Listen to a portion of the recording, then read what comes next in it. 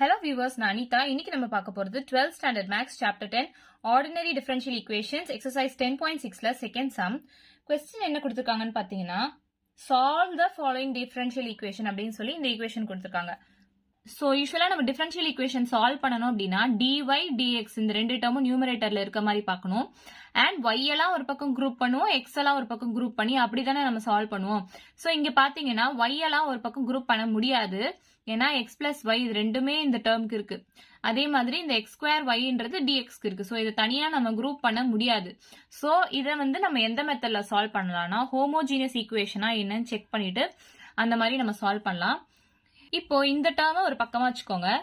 x cube plus y cube into dy is equal to minus x square y dx இந்த பக்கம் போச்சுன்னா plus x square y dx அப்படின்னு வரும்.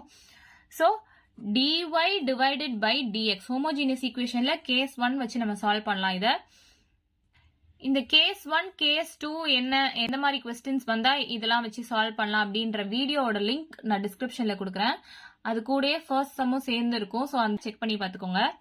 So dy divided by dx is equal to x square y divided by x cube plus y cube. இந்த x cube by y cube நான் கீழே கொண்டு வந்துடுறேன். இப்போ f of x, y is equal to dy by dx is equal to x square y divided by x cube plus y cube. So f of x, y should be equal to f of lambda x, lambda y. So அதை வச்சுதான் நம்ம homogeneous equationா இல்லையான்ட்டு கண்டுபிடிக்கலாம். So இங்க f of x, y நம்ம எடுத்து எழுதியாச்சு. Next f of lambda x, lambda y கண்டுபிடிக்கலாம். ஒன்னும் இல்ல, இந்த xக்கு பதிலா நம்ம lambda xன்னு போடுவோம். lambda x the whole square அப்படின்னு வரும். and y க்கு பதிலா நம்ம lambda y அப்படின்னு போடுவோம். அவ்வளவுதான். இங்க x கியூபுக்கு பதிலா lambda x the whole cube அப்படின்னு போடுவோம். இந்த y கியூபுக்கு பதிலா lambda y the whole cube அப்படின்னு போடுவோம். இதை நம்ம எப்படி எழுதலாம்னா lambda square x square அப்படின்னு எழுதலாமா into lambda into y divided by இதை நம்ம எப்படி எழுதலாம்னா lambda cube x cube plus lambda cube y cube அப்படின்னு எழுதலாமா. இங்க lambda square x square into lambda into y ன்னு போட்டிருக்கேன் இல்லையா. இங்க பேஸ் சேமா இருந்துச்சுன்னா நம்ம பவர் ஆட் பண்ணுவோம் இல்லையா. சோ இங்க lambda சேமா இருக்கு, பவர் ஆட் பண்ணுங்க. 2 plus 1 3 ஆயிருமா. சோ lambda cube அப்படின்னு ஆகும் x square y divided by இங்க lambda cubeன்றத நான் காமனா வெளியே எடுத்திருக்கேன். x cube plus y cube இங்க எடுத்து எழுதியிருக்கேன். சோ இந்த lambda cubeம் இந்த lambda cubeம் கேன்சல் ஆயிடும். Remaining x square y divided by x cube plus y cubeன்னு கிடைக்கும். இதுதான் f of x, y நம்ம எடுத்திருக்கோம் ஸ்டார்டிங்ல பாருங்க. So f of x, y இந்த டேர்ம் அதேதான் நமக்கு f of lambda x, lambda y solve பண்ணும்போது கிடைச்சிருச்சு. So f of x, y is equal to f of lambda x, lambda y. அப்போ இத homogeneous equation சொல்லலாமா. it is a homogeneous equation அப்படின்னு எழுதிக்கலாம்.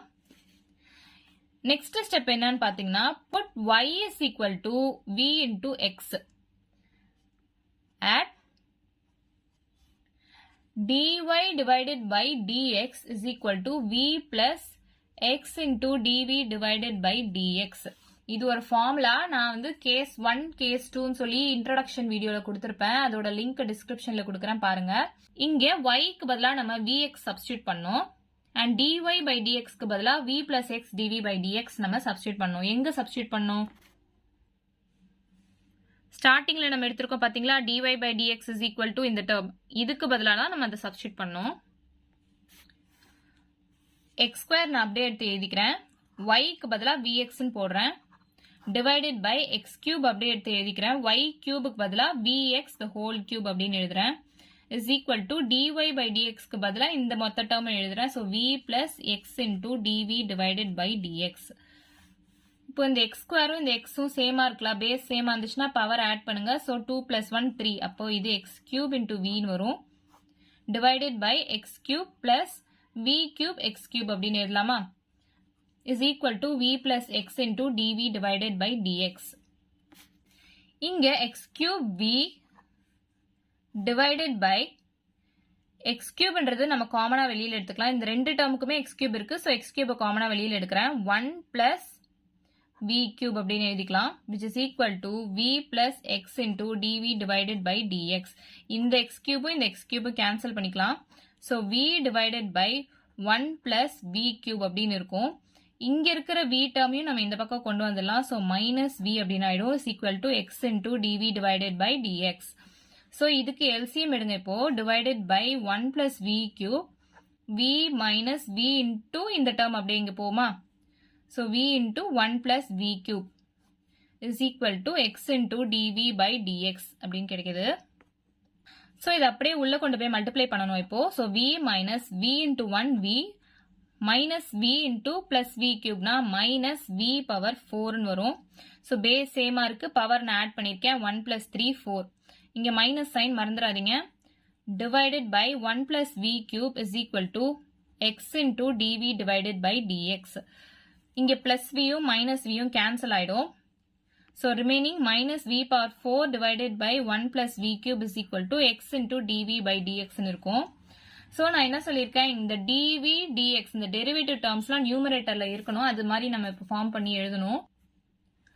அண்ட் இந்த எக்ஸ் எல்லாம் ஒரு பக்கம் இப்போ குரூப் பண்ணிக்கலாம், வி எல்லாம் ஒரு பக்கம் குரூப் பண்ணிக்கலாம் இல்லையா. ஸோ ஃபர்ஸ்ட் நான் எப்படி எழுதுறேன்னா, இந்த டிஎக்ஸை இந்த பக்கம் கொண்டு போறேன். டிஎக்ஸ் இந்த எக்ஸை நான் இங்கே கீழே கொண்டு வரேன். Divided by x is equal to dv. இந்த 1 பிளஸ் வி கியூபை நான் மேலே கொண்டு போறேன். 1 plus v cube divided by minus v power 4 இங்க நான் கீழே கொண்டு வரேன். so minus v power 4. இது நம்ம எப்படி ரீரைட் பண்ணலாம்னா dx divided by x is equal to minus 1 plus v cube divided by v power 4 into dv அப்படின்னு எழுதலாம். இப்போ இந்த dx term dv term எல்லாமே நியூமரேட்டர்ல வந்துருச்சு. and x termலாம் ஒரு பக்கமா நம்ம எழுதிட்டோம், v termsலாம் ஒரு பக்கமா நம்ம எழுதியிருக்கோம். இந்த நெகட்டிவ் சைனை நான் இந்த பக்கம் போட்டுக்கிறேன். ஏன்னா இங்க நிறைய பெரிய டேர்மா இருக்கு, இங்க கம்மியா இருக்கு டேர்ம்ஸ். ஸோ சால்வ் பண்றதுக்கு ஈஸியா இருக்குன்றதுனால இந்த நெகட்டிவ் சைனை நான் இந்த பக்கம் போட்டுக்கிறேன். So minus dx by x is equal to 1 plus v cube into dv divided by v power 4. இந்த dx and dv டேர்ம் நமக்கு வேண்டாம். இந்த டெரிவேட்டிவ் டேர்ம் நமக்கு வேண்டாம்னா நம்ம இன்டிகிரேட் பண்ணணும்னு நான் சொல்லியிருக்கேன் ப்ரீவியஸ் சம்ஸ்லே. So integrating on both sides பண்ணலாம்.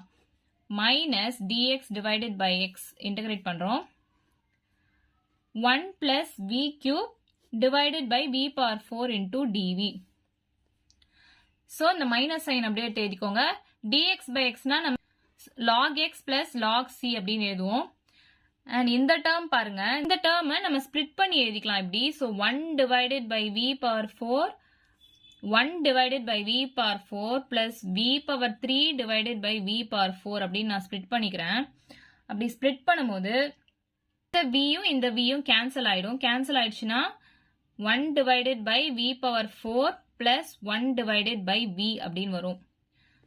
v power 4 டினாமினேட்டர்ல இருக்கு. ஸோ அதை நான் நியூமரேட்டர் கொண்டு போறேன். v power minus 4 அப்படின்னு இருக்கும். 1 by v நம்ம log v அப்படின்னு எழுதிக்கலாம். ஸோ இந்த டேர்ம் மட்டும் இப்ப பார்க்கலாம். v power minus 4 அப்படின்னு இருக்கா. இதை நம்ம இன்டகிரேட் பண்ணோம்னா v power minus 4 plus 1 divided by minus 4 plus 1 அப்படின்னு எழுதுவோம் இல்லையா. ஸோ இங்க ஒரு பவர்ல ஒன்னு ஆட் ஆகும், அதே டேர்ம் இங்க கீழே வரும், அதுதானே. So v power minus 3 divided by minus 3 அப்படின்னு இருக்குமா. ஸோ அதுதான் நான் இங்க எழுத போறேன்.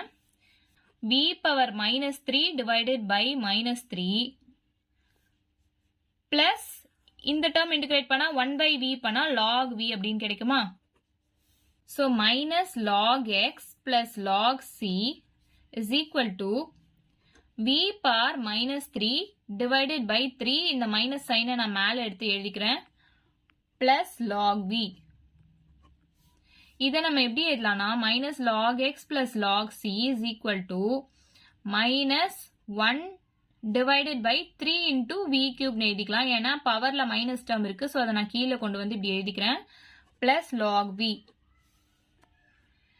y is equal to v into x தான் நம்ம எடுத்து சால்வ் பண்ணிட்டு இருக்கோம். இதுல இருந்து v டேர்ம் எடுத்து எழுதலாமா. So v is equal to y, இந்த x இந்த பக்கம் வந்துடும். So y divided by x அப்படின்னு ஆயிடும். ஸோ v க்கு பதிலா நம்ம y divided by x இதுல சப்ஸ்டியூட் பண்ணணும். minus log x plus log c is equal to minus 1 divided by 3 into y க்கு பதிலா நான் y by x போட்டு சப்ஸ்டியூட் பண்றேன். So 3 into y by x the whole cube plus log into இந்த y by x அப்படின்னு வரும். இப்போ இந்த log டேர்ம்ஸ்லாம் நான் ஒரு பக்கமா வச்சுக்கிறேன். இந்த கான்ஸ்டன்ட் டேர்மை இந்த பக்கம் கொண்டு வந்துடுறேன். ஸோ இந்த minus 1 divided by 3 into y by x cube இந்த பக்கம் வந்துச்சுன்னா plus 1 divided by 3 into y by x the whole cube அப்படின்னு வரும், which is equal to இந்த minus log x இந்த பக்கம் வந்துச்சுன்னா plus log x ஆயிடும், plus log of y by x, இந்த plus log c இந்த பக்கம் வந்துச்சுன்னா minus log c அப்படின்னு ஆயிடுமா.